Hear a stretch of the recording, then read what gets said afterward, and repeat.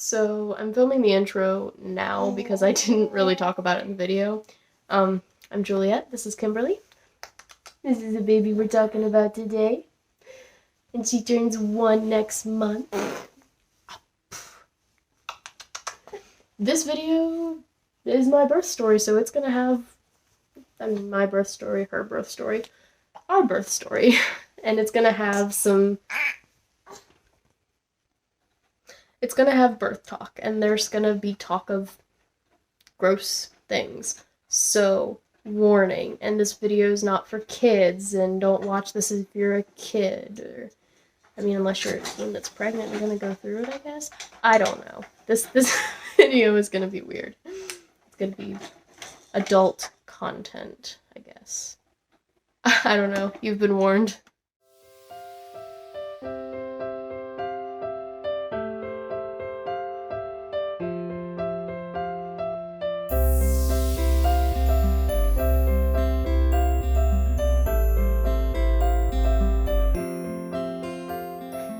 Hi, I'm Juliet. So today, while it's still kind of fresh, it's been a year, but while it's still kind of fresh in my mind, I wanted to go ahead and do Kimberly's birth story. Kimberly is my daughter. She's 11 months. She will be a year old next month. So this will be if my kids let me record. I'll get through this video. So she was born May 22nd, 2020. She, I guess, is kind of a pandemic baby, but I was already pregnant with her when the pandemic kind of started, at least here in the United States. I'm trying to think of when I actually conceived her, but basically she was born during the pandemic. And around this time on Facebook and on other social medias, there was something going around where they're talking about mothers having to give birth alone. I think it was a lot in New York where mothers had to go through labor without their husbands, without their partners, without any support from their family. Like, they weren't allowed to be in the hospital with them during the delivery. And the time I really started to think about it was towards the end. I had been seeing... Hi. This is Miss Kimberly. So I was, I guess, around maybe 32 weeks when I was like, I wish I could just do a home birth, have her at home, have it be natural. My son, I did have him in a hospital, but my labor was really fast. Did have some complications with bleeding, and I also have a heart condition, so I didn't think that home birth would ever be an option for me because of those things. But I found a midwife and talked with her about everything, probably closer to 36 weeks, when I was really like, well, maybe I can do this. It doesn't hurt to talk to someone.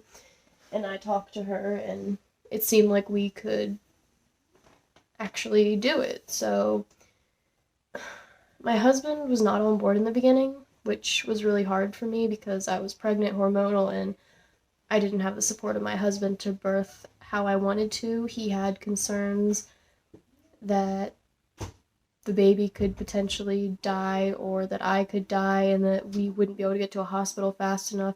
Mind you, we live like 15 minutes from the hospital, but sorry. We live 15 minutes from the hospital, and I know that a lot can happen in 15 minutes, and it only takes 1 or 2 minutes, and I guess my biggest fear was having a lot of blood like I did with my son. After birth, I had a lot of bleeding with him, and I had to take iron pills. But that was the biggest concern I had, and it is a big concern, and you can bleed out so fast. The midwife she was pretty much my only option. She is amazing, she did great, but she was my only option. She was not a nurse midwife, so medically speaking, there isn't really a lot she can do. She's not really certified for a lot. She's just I don't know what they call them, but she was basically a midwife, but not a nurse midwife. So, hi, Bob. Yeah. So, the last few weeks, I did have a lot of thoughts running through my head about what if, and I joined. I don't remember where I was. The son just walked in. So I was still seeing women's health. I was seeing a regular, actual OBGYN, and I did. They pretty much did everything in their power to scare me away. That's what I was talking about. The Facebook groups were really helpful with that, like home birth support, and you could also see other people's home birth stories and how their outcomes were, best case, worst case. Like, it was all kind of there, and it definitely helped me feel more comfortable. I saw my regular OBGYN.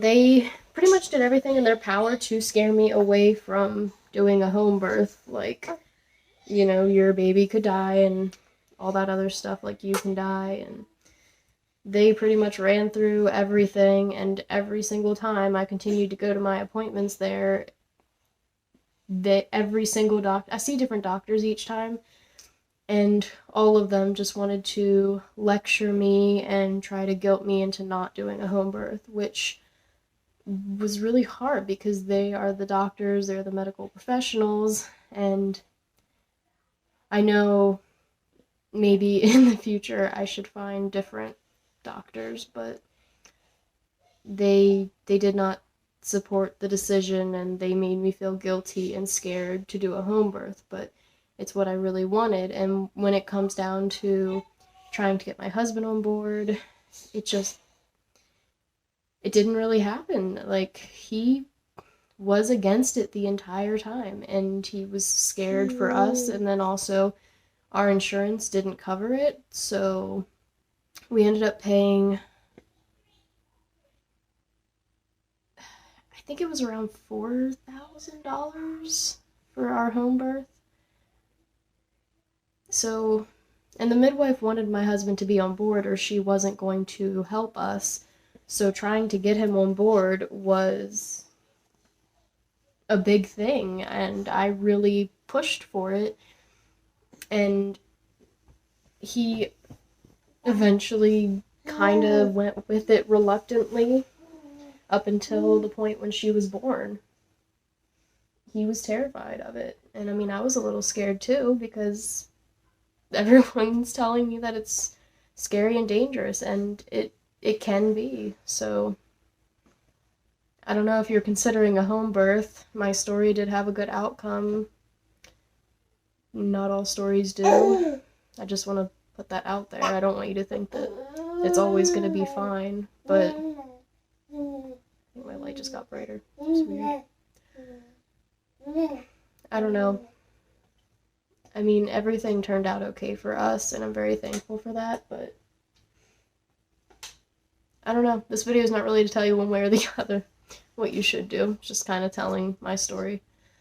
So, around 36 weeks, the midwife brought over, like, the home birth kit.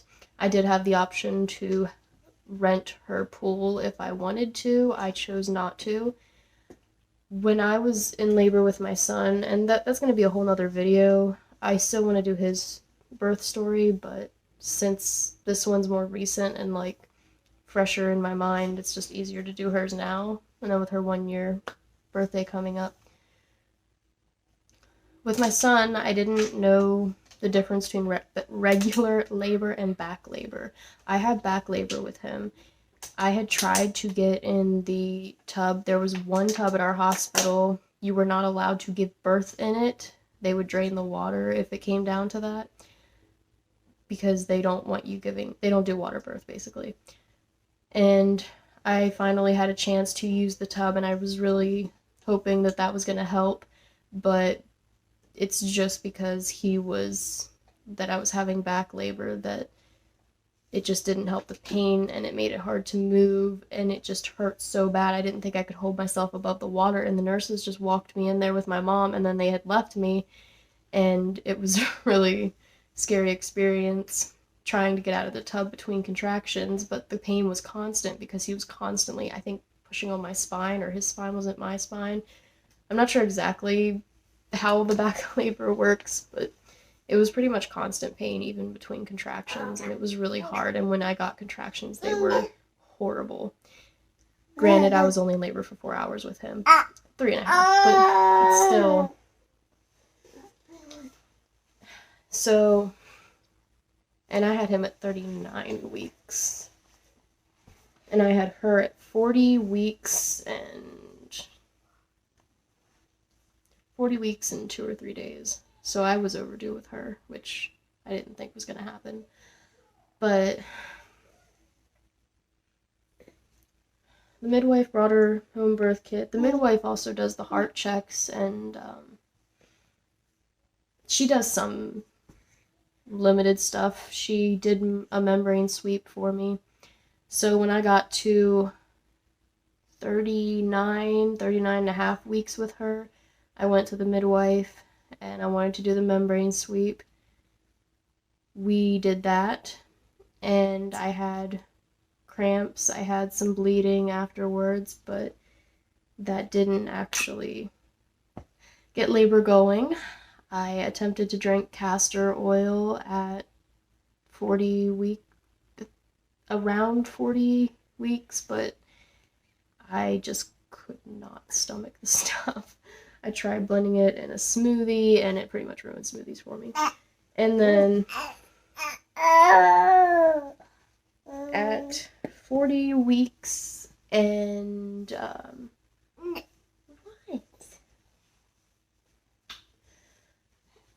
40 weeks and 40 weeks and 3 days. At 40 weeks and 3 days, I told the midwife about doing castor oil and all that. She said that if I was going to do it, to, do it this way she specified. And she also had a kit before. I'm going back. So before the castor oil, I was around, I think it wasn't exactly 40 weeks. I had painful contractions every 2 to 3 minutes. I was timing them. They were constant. I had tried getting in the tub, and, on and off I had some, what I thought was, bloody show or something. I had some spotting towards the end, pinkish tints, and that had happened a lot. And also some leaking. I never got it tested to see if it was amniotic fluid, because I just didn't think it was. So my water never actually, broke. But anyway, I was getting contractions every 2 to 3 minutes. The midwife came, but nothing seemed to really be happening, so she ended up going back home. And I was up till probably 3 a.m., and I was soaking in the tub. Travis was sleeping, Sebastian was sleeping. And then around 3, 4 a.m., I kind of just crawled back into bed, fell asleep, and when I woke up, there was no more contractions, and it was just crazy to me, because I really thought that would be it. But then I woke up and was fine for another 2 days, until 40 weeks and 3 days, when I actually went into labor. So the midwife had this little sheet of paper that if I was going to do the castor oil, that I should, follow all these little steps, and she had herbs, I don't know, and these little bead things to let dissolve under your tongue, and just different things. And, pumping was another one of those things. I was actually already kind of leaking some milk towards the end of the pregnancy, which never happened with my first pregnancy, so that was something that was different about having my second baby that I noticed I leaked earlier. And I was actually, before I gave birth, I was able to pump almost an ounce of the colostrum at a time, so I thought that was pretty cool. I did not breastfeed my son. I did for 3 days, and when I came home from the hospital, it was like I had no support, I had no idea what I was doing, and I just gave up. And I was in a lot of pain, and just, I gave up, and I wish I had stuck with it.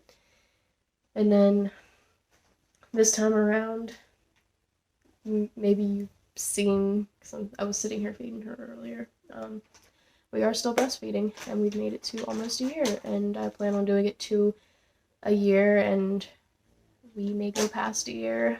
I told myself I was going to stop at 12 months, but really I might continue. I don't know. We'll see where it goes. So I was doing all the things that the midwife said, and I kind of started getting some contractions maybe around lunchtime. I kind of felt that I had those contractions again, and I kind of just, I couldn't tell if it was labor or not, but at 40 weeks, 3 days, I was hoping that it was actually labor. But, I mean, they weren't really any stronger than they had been before. My son was with my mom for a while. My mom was taking him out to do stuff and just, I don't know, just having, she spends some time with him sometimes. She takes him out and does things with him. So she was doing that, and I guess by 1 or 2-ish,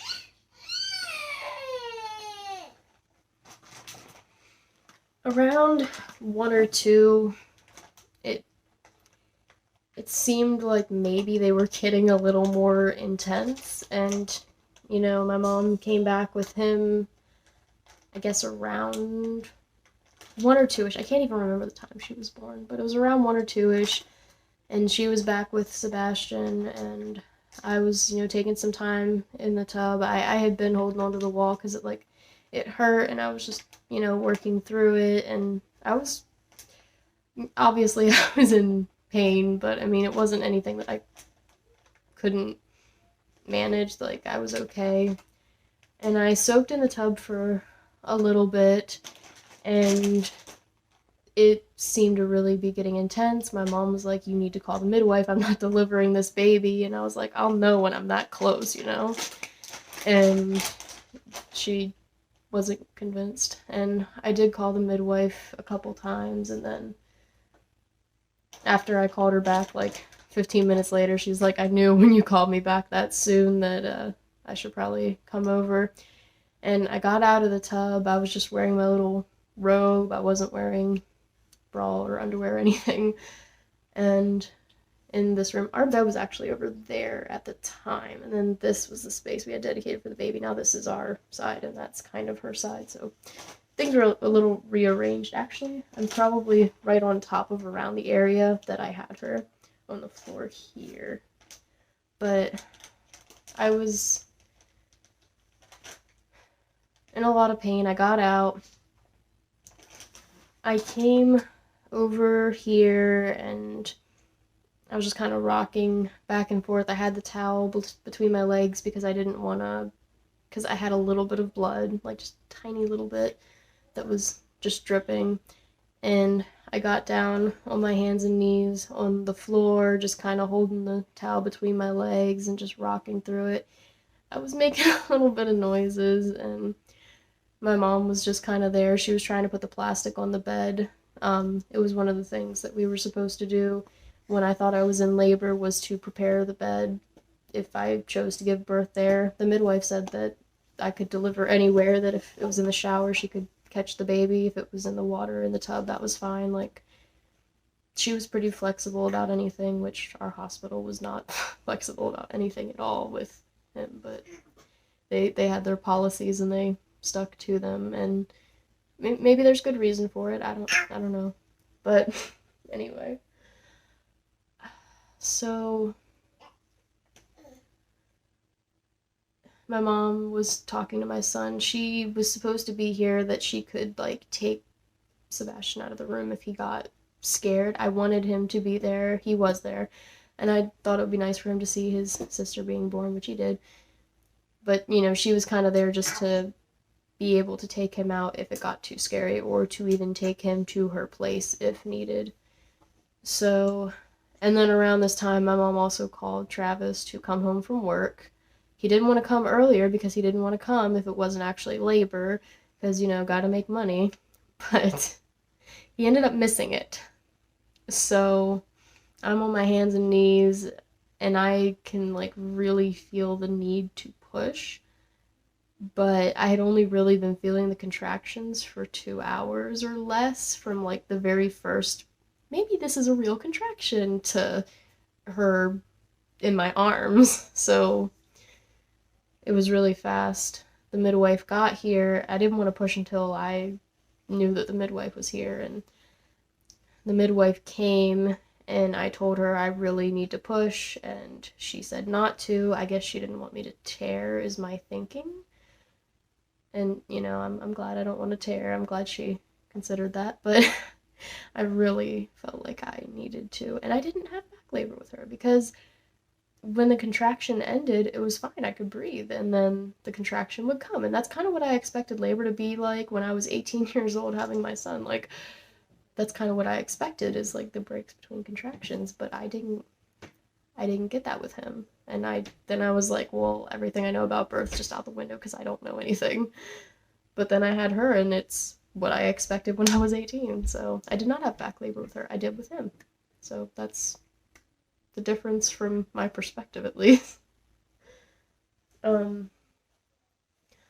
my mom was talking to my son saying, "It's okay, mommy." And then so he was, repeating, and he came over and he was patting my head saying, "It's okay, mommy." And it's just so, Kimberly,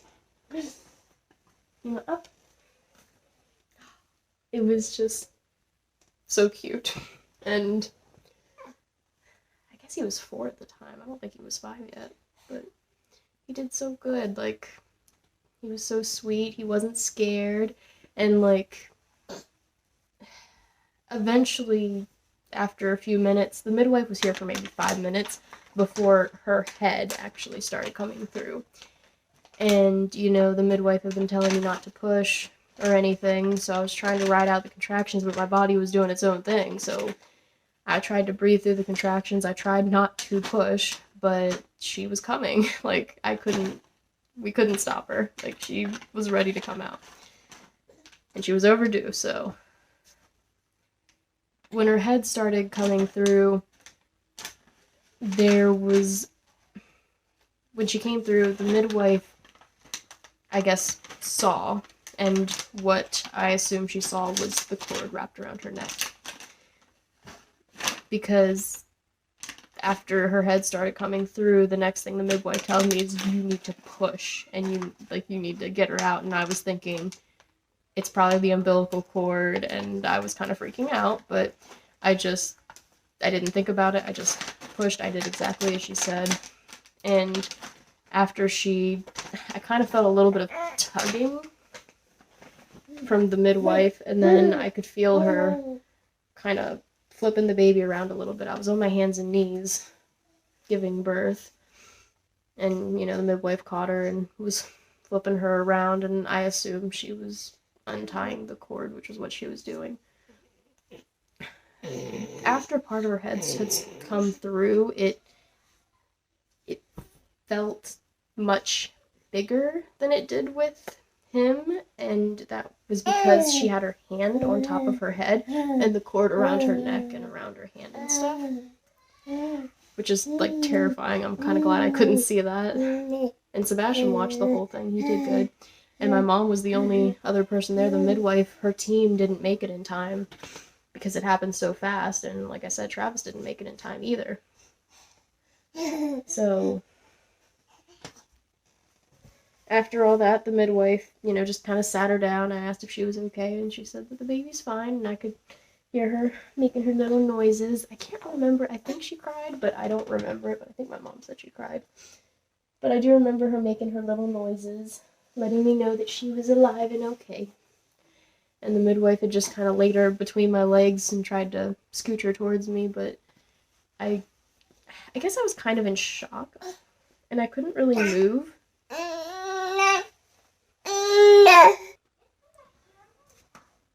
But yeah, I was kind of in shock, so I just stayed there for a minute, and then, I tried to move back. She picked her up, and then I sat on the floor, and what are you doing? But yeah, I sat back, and I held the baby while I was sitting on the floor, and my back was against the bed frame, and so it was taking a minute, and then, she wanted me to deliver the placenta, which was kind of hard sitting the way that I was, but I was able to do that, and when I was sitting back holding the baby and getting ready to deliver the placenta, that's when Travis came, and he came in, so he got to see the birth of the placenta, but not his daughter. So, yeah. We After I delivered the placenta, I was able to kind of climb up onto the bed, and then I got my baby, and within a few minutes, I just went ahead and started to feed her. The midwife's team came.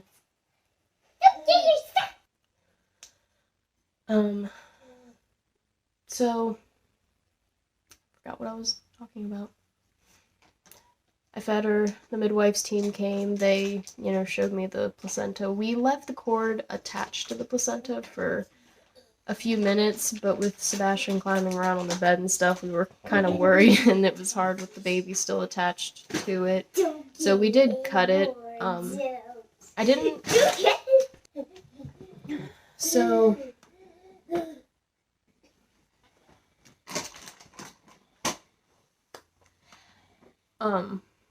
Yeah, I got to see that.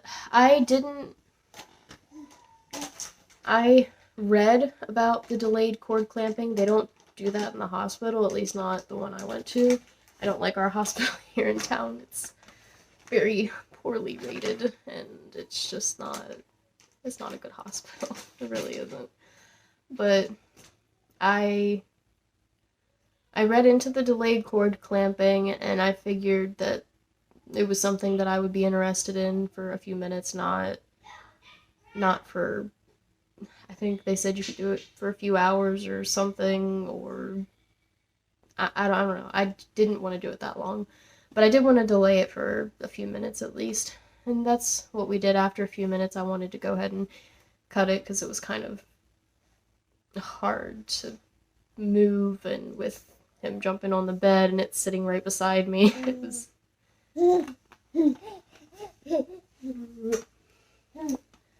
I also had the option, it would cost extra, but to encapsulate, yeah, I had the option to turn my placenta into pills and to take them to bring up my iron and just overall be healthier. I chose not to do that. I don't know, I read a lot of different things, and my personal choice was I didn't want to do that, so I didn't do that.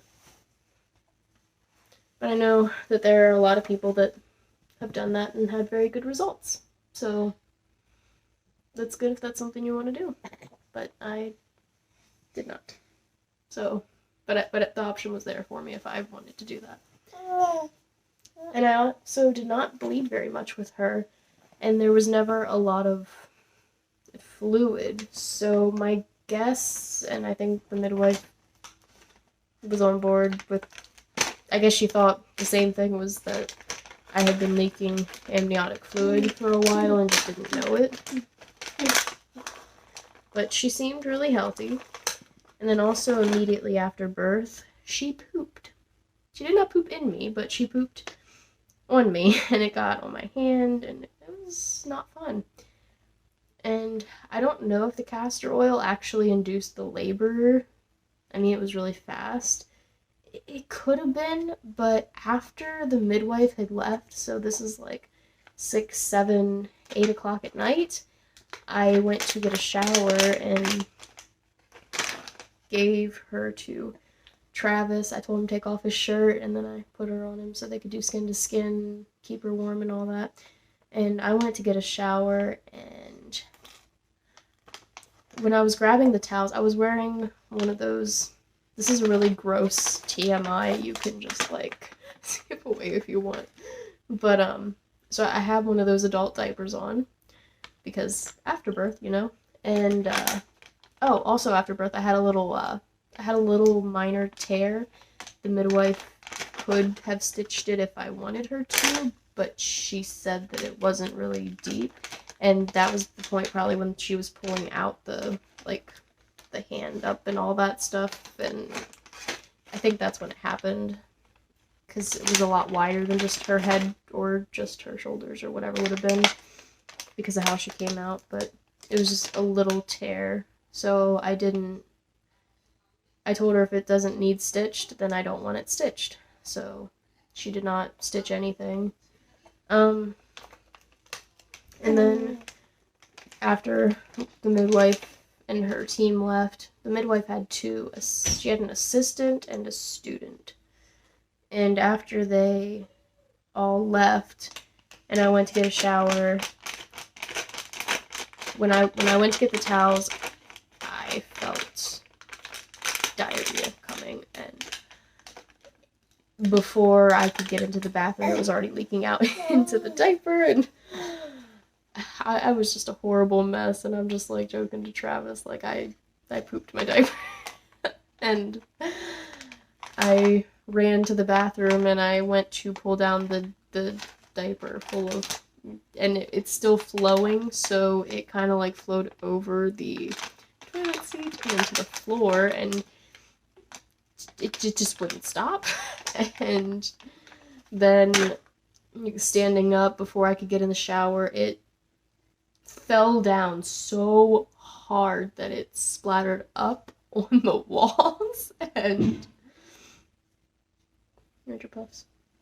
It splattered up the walls, and when I got in the shower, it splattered up too, and it just kept coming out. Which is why I don't know if the castor oil helped the birth, because I feel like then all that diarrhea would have happened, you know, while giving birth, because I had heard stories about that where people had really bad diarrhea giving birth, and that you shouldn't do castor oil because of that. I definitely don't think I'm ever going to do castor oil ever again. I don't know how many kids we're going to have, if we're going to have any more. That's all up in the air right now. I don't know. We don't know. Well, he says he's done with 2. I wanted 4 to 6 when I was, you know, younger. I always wanted a big family, even though it's just me and my brother. And me and my brother are 10 years apart. So until I was like 10 and a half, I just grew up an only sibling, and I figured that's how it was going to be forever. And then my brother came along, but he was a surprise too. Anyway.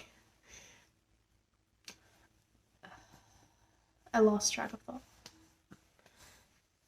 I don't know if we're gonna have more kids or not, but I'm probably never gonna take castor oil again. Mum.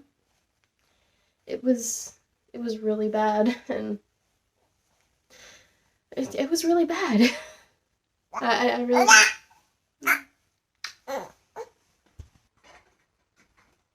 So I don't recommend castor oil. It's pretty much my point, I guess. So that lasted a while. I mean, it stopped after I got out of the shower, but I continued to have some that night, and then into the next morning I was still having some diarrhea. And after that I was pretty much okay. We had a lot of snacks, packages of peanuts and different like electrolyte drinks and things like that by the bed, so I could snack on those. I pretty much didn't leave the bed for the first 3-ish days. The midwife wanted me to stay in bed, in the bedroom, only getting up to shower, use the bathroom or whatever. She also had herbs that for a sitz bath or something. I never actually did that, but you could also put it in the little bottle for afterbirth stuff and spray down there when you use the bathroom and all that stuff. I don't know if you're watching this, like, if you might be pregnant with your first. This video is probably not that helpful because I'm kind of like leaving out all the stuff that you need to know, like for birth and stuff. I feel like that would be a different video, but again, I don't know if I'm really qualified to talk about that anyway, because I don't really know much. I don't know. Anyway, my experience with my second born, basically. But anyway, everything was pretty good. The tear, I don't know. The little tiny tear that I had healed up pretty fine. I mean, it hurt for a while, and I think it scabbed a little bit, and that kind of hurt a tiny bit, and was like itchy, but it wasn't really bad. Like, I guess tearing was something I was kind of scared of too. And then also, she was almost 8 pounds, or I can't remember. She was almost 8 or almost 9. It's like a big difference, but I can't. Basically, she was a lot bigger than her brother. My firstborn, my son, was 6 pounds and some ounces. He was really small, and he also stayed really small. She was born big, and that was another thing I was worried about, was having a big baby and tearing, but I had always read that girls were smaller, and that was not the case at all. She was like 2 pounds bigger than her brother, so she didn't wear newborn clothes for very long. She did wear them a little bit, but she almost immediately jumped into 0 to 3 after birth. I'm trying to think. I don't think there's really much else. The midwife, she also could do vitamin K shots. I can't even remember. I think it has something to do with like blood clotting or something. I'm not really gonna talk about that much because I don't know much about that, but we did opt to get the vitamin K shot. And then in the hospital, another thing I hated with my birth with him, which I want to do his birth video separate, but just to get this point across, I'm not against vaccines. Like, I get my kids vaccinated with pretty much the standard, what they have to get to go into school, and nothing more. We don't do the flu shots or anything like that. Vitamin K for her, I did decide to get. But the thing I hated about his birth is they didn't ask me. They took him. They said, "Can we clean him off?" And I said yes. So they went to clean him off, which we also did not do that with her, because I've learned a lot since then, and I've looked up a lot since then. But they asked if they could clean him off. I said yes. But then when they did that, they went ahead and gave him his shots. They didn't tell me, they didn't ask me. They just took him and did it. And that made me mad, because it's not like I was going to refuse them, but you still don't just take someone's baby and give them shots without telling them. Like, that made me really mad, and I didn't find that out until later. It just makes me mad. I don't know if it's just because my hospital sucks here in town, or if all hospitals are like that. I doubt all hospitals are like that. And I wasn't going to refuse them, but honestly, some mothers would refuse them, and I feel like they have a right to their choices if they don't want something done on their baby, especially something like that, like shoving needles into their babies. But anyway, the point is, I was going to get them anyway, but they didn't ask, and that made me really mad. But it's just so frustrating. With her, we did get the vitamin K, but since we did not do eye ointment, that was something that we had the option to do with the midwife or not. it's like with this midwife, she, is asking me what I want to do, and like I don't even know because the hospital just did everything, and I just thought that's how it had to be. And so we didn't do the eye ointment, and whatever thing that they like to do it for, if you're something positive, which can happen during pregnancy or whatever, I was not, so it wasn't a pressing need, I guess. I don't know. I opted to not do the eye stuff. So the only thing the midwife did was the vitamin K shot. There was something else, like a standard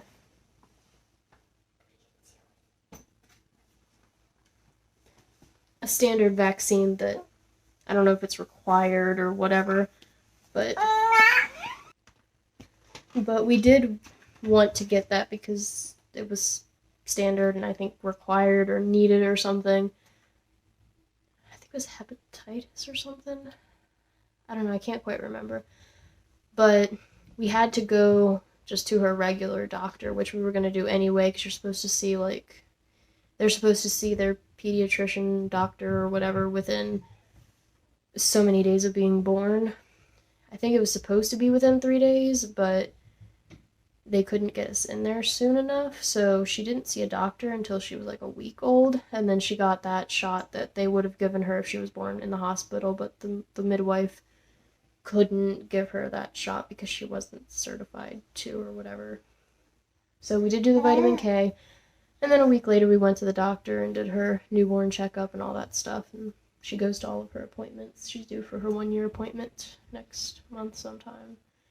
I'm probably gonna wait till June though.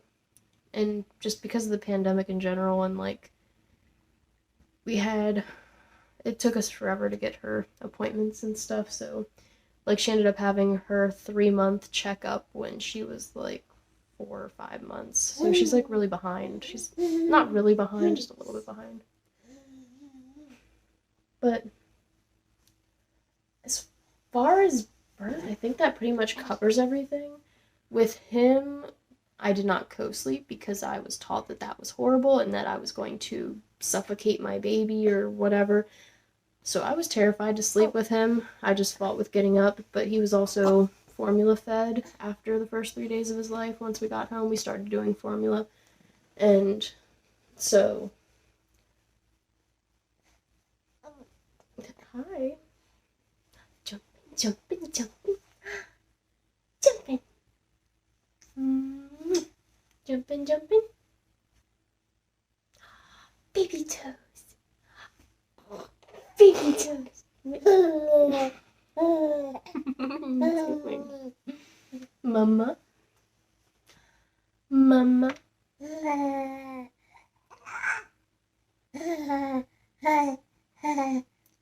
But I slept 30 minutes because I kept having to get over and pick her up. I had the bassinet beside the bed, so it was easy, but I had to constantly pick her up and hold her, and I was scared to fall asleep with her because I had heard so many bad things about co-sleeping with a newborn and just co-sleeping in general. But actually, once my son was 1 and I felt comfortable having him in bed with me, she needs to go to bed soon. She's a little fussy. But once he was a year and something and I was comfortable sleeping with him, I had him in bed with me. And it was a hard habit to break, but I don't regret it. He was probably pretty much when she was born, we kind of had to get him out of our bed. So we really pushed for it then. But around 3, he sometimes slept in his own bed. But it was really around age 4 that he started sleeping in his own bed pretty much every night. If he's sick or has a bad dream or something, he sleeps in our bed with us and her. But after the midwife told me that it was fine, like, your body knows that you have your baby or whatever. So then I just started sleeping with her on me. And now, and for like the past few months, she just kind of finds what she wants and she latches on, and I can just sleep while she eats, and then she falls asleep and I lay her beside me. Right now we have her crib up against here. I try to put her in her crib sometimes, but she twice now, 3 times now, she stuck her arm in here and got it up to her shoulder and then fell backwards. Luckily I caught her because I like saw it as it was happening and I caught her, but I feel like if I hadn't, she more than likely would have dislocated her shoulder.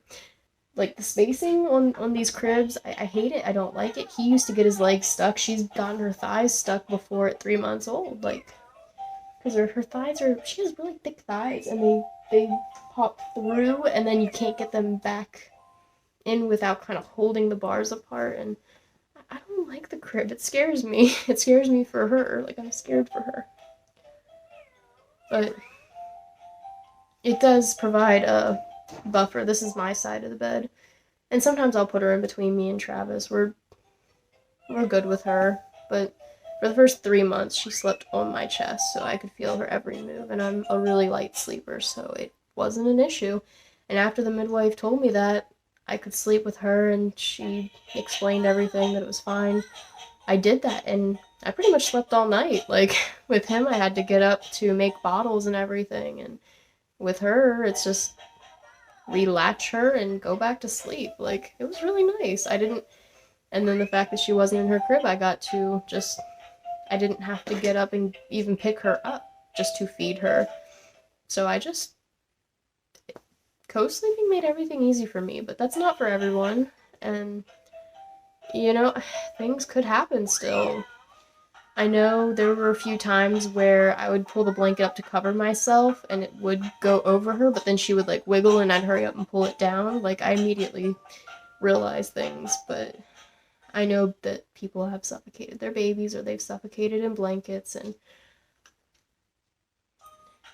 we also still tell the children's doctor that she sleeps on her back in her crib, but I know I shouldn't lie to them. I don't know. This is just what I do, what we do, and I don't want anyone to yell at me for doing anything bad, but I don't know. I get it's not for everyone, but that's what we choose to do. And it's what works for us. Is that your phone? We got this off of Amazon. It's really cute. This gives them ears and glasses and a nose. So they take little selfies, and we're not sponsored by anyone right now, so I just think this is cute. Do you like it? Yeah. So cute. I think that's pretty much it for her birth story. If you think I might be leaving anything out, or you have questions, just let me know. Can you say bye-bye? Bye-bye. Bye-bye. I don't want to confuse her and make her think that I'm leaving.